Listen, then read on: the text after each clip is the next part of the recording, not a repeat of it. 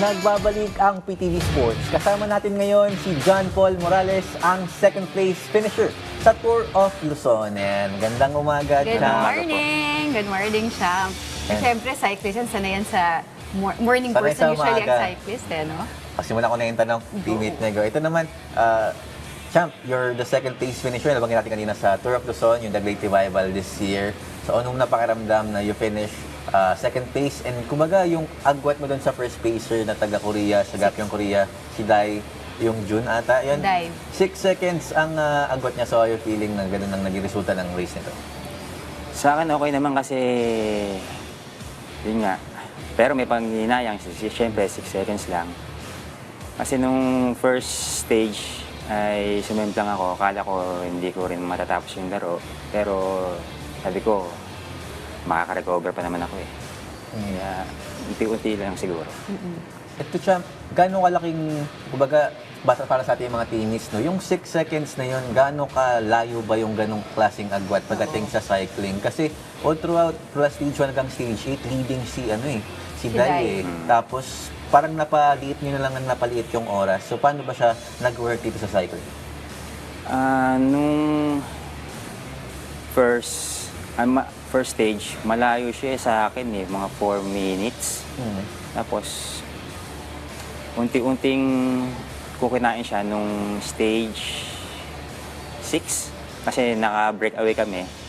Naging 2 minutes. Tapos yung last stage, kinain ko siya sa ahon. Pero yun nga, tapos pa rin, 6 seconds. Pero yung pinakamahirap pa yung paahon. Okay, ahon mula sa Lingayen at hanggang Baguio. Oo. Champ, nabanggit nyo kanina na stage 1 pa lang, parang nagkaroon kayo ng injury. Kwento nyo naman sa amin, paano nyo ito natamo? At kita pa nga namin yung may galos May pa galos si Champ. pa si Champ sa ano. Nung first stage kasi,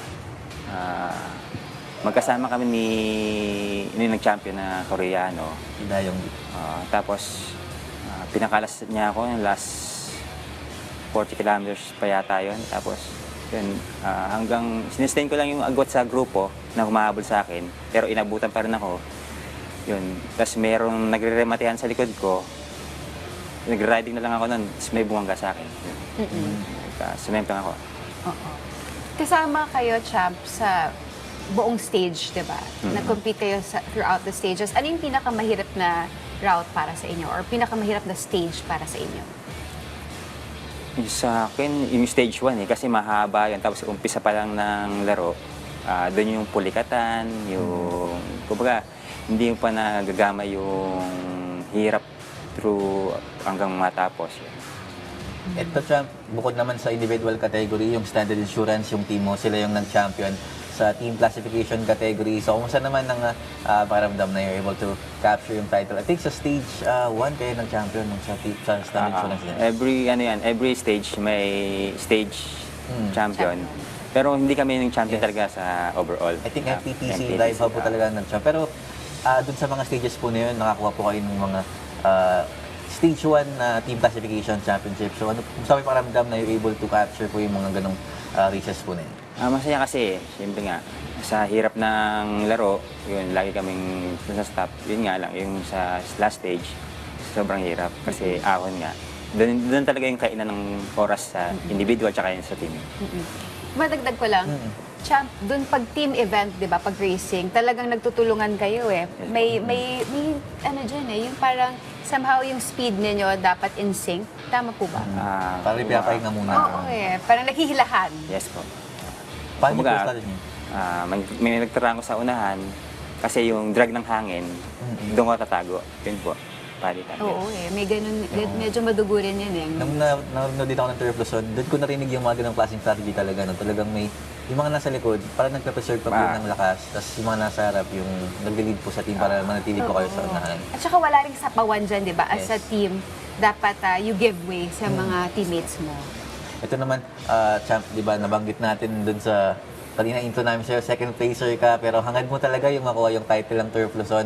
Tapos nabanggit mo sa isang interview mo, you're supposed to retire na dapat kapag nakuha mo yung championship dito sa Tour of Luzon and you have decided na huwag mo na mag-retire. Bakit yun napag-desisyonan mo? Yun nga, sir, nung wala pang Tour of Luzon, Tour of Luzon, yung laro, sabi ko, mag-champion lang ako dito, mag-retire na ako kasi hirap na rin ako makarecover kasi matanda na. Yan.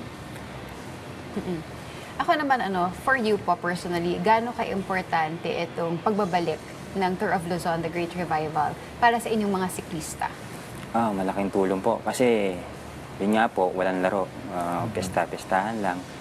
Tapos yung mga amateur na mga bata, nagre-risk ng ng buhay para sa mga larong pesta-pestahan, maliliit na laro. Ito, may big event talagang next year paghahandaan talaga. Nangangarap mag-champion. Champ, ikaw yung isa sa mga tinitingalang cyclist dito sa Philippine cycling scene. Maraming mga bata, pati anong sino idol nila, ikaw yung nabang talaga si veteran JPM. na kasi si Champ. Si Champ JPM. Pero ikaw, Champ, kung may mensahe ko dun sa mga batang cyclist, napakaraming mga batang cyclist na nag-dominate din during that Tour of Luzon. Ano yung mga maibibigay mong advice sa kanila? Sa mga bata, kung hindi kayo nanalo ngayon, malay nyo sa pagdating ng panahon. Kasi hindi naman tayo, gifted. May taong gifted na malakas agad. May taong dahil sa disiplina, lumalakas. Yan. Kaya huwag kayong mawawala ng pag-asa. Dadating yung time para sa inyo. Ako, balikan ko lang yung race, no? Yes. Champ, ano sa tingin nyo yung ruta? Ano yung masasabi nyo? And of course, yung mga naging challenges nyo rin doon sa ruta from Ilocos to Baguio. Yun nga yung sa pagsemplang ko. Kasi halos araw-araw challenges na sa akin kasi may iniinda akong sakit sa ribs. Yan, sabi ko, mawala lang to.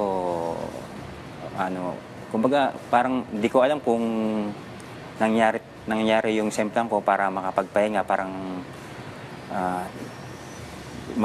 maano muna yung sakit. Pag nawala to, babanat ako. Minsan nakapagpahinga talaga ako eh. Pero alam mo, partner, for me, what is amazing is despite the fact na sumemplang si Champ at meron siyang injury, may iniinda siyang injury, he still finished second. Malay mo pag hindi sumemplang si Champ, sa inyo yung kampyonato. Baka burado yung 6 seconds nun yan. No? Kasi hirap Parang- talaga sila sa ahon eh. Doon ko talaga inabangan si Champ JPM. Ito naman, Champ, you're 39 na ngayon po, Champ, no? Matagal ka nang nag-compete sa cycling, pero ano yung mga upcoming competition pa na look forward for this year? Before yung Tour of Luzon, syempre next year meron ulit yan. For sure sasali ka ulit. Pero this year, ano muna yung mga look forward mo na competitions? Meron sa yung Go for Gold series, tsaka yung sa Larga, sabi. Tapos yung sa SEA Games, Thailand. Yes. Oo. Ano- I'm sure, Champ, pagkakaroon ba ng national championship selection Yes, for for SEA the Games. SEA Games? Yes po. Pero nangyari na po yung national championship. Hindi ko alam kung doon kukuha or mag-scout pa sila ng mga cyclist. Oo. Kasi meron silang nakikita sa mga laro na yan sa Tour of Luzon, yan nag-scout sila.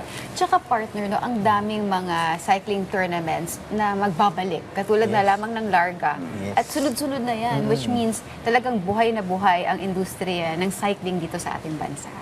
Kaya yun, kumusta naman, nabanggit mo na kanina, Champ, no, magsasali ka sa Larga Pilipinas. Kumusta naman na yung preparations mo so far for Larga Pilipinas? Tapos, kumbaga, paano mo siya sinasabay dun sa recovery mo dun sa naging injury mo sa Tour of Luzon? Actually, ngayon hindi pa ako nagbabike eh. Simula nung pagkatapos ng Tour of Luzon, baka next week po, magbalik na kami sa barracks. Nakabalik ba? Abangan natin yan. Ito, nabanggit na rin natin kanina, Champ, no, yung SEA Games, you're planning to mag-compete ulit sa Southeast Asian Games. Ano naman ang nilook forward mo dun sa magiging competition mo sa Thailand? I think this coming December lang si Yes po.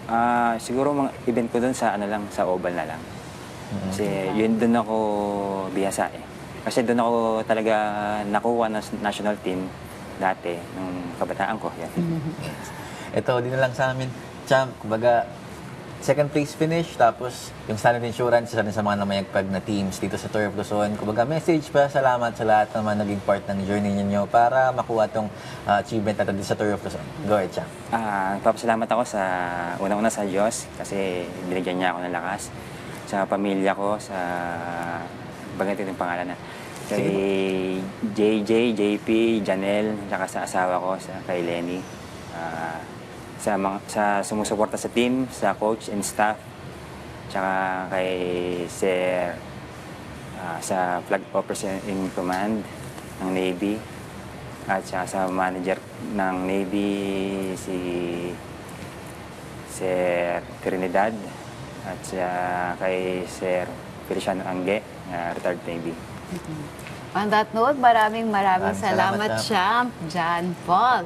At nandito siya sa atin, kasama natin siya dito sa studio. Nakakatuwa. Na after, kahit pagod siya sa third Luzon, nandito siya. So maraming salamat, Sir John Paul. And good luck sa mga upcoming competitions.